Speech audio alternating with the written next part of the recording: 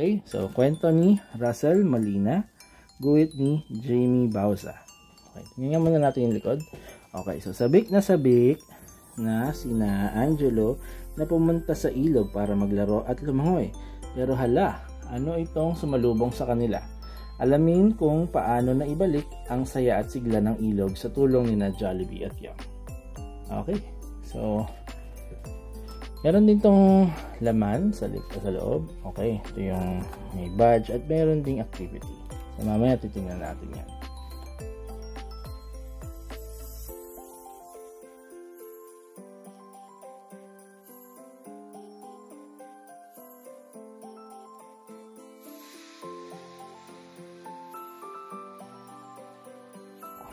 May activity, vocally activity nakasama ng book.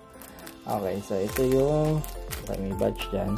Ako si blank at ako ay may malasakit sa kalikasan. Okay, so ito sticker ito eh. Okay, yun yung badge. Sticker nga ba to or papel lang? Okay, it's papel. Okay, pa-pop out mo lang tong badge.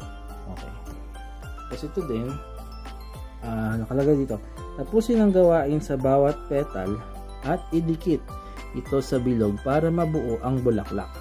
Kumplituhin ang lahat para makakuha ng malasakit sa kalikasan badge.